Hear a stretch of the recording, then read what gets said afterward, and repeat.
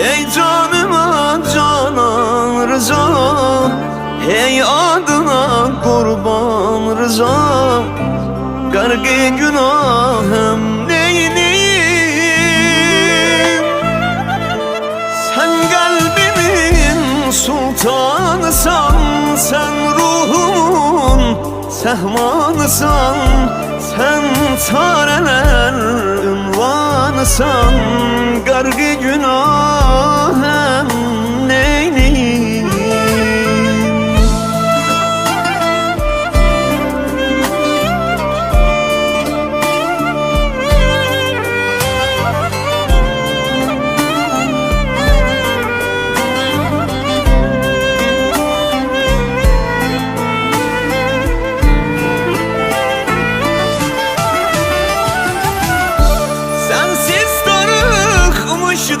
Dünyama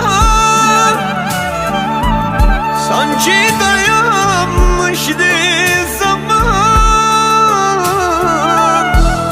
Kovma kapından el eman, gargı günahım neyleyim? Cismimde canımsan ağlar, çok mehribanımsan Allah, ahir gümanımsan ağa. Gargı günahım neyleyim? Mən nakəsim, yox kimsəsin, səndən savay yox çarəsi.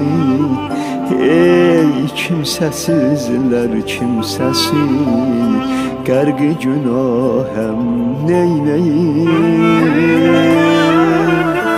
Ey derdime derman Rıza, ey canıma canan Rıza, hey adına kurban Rıza.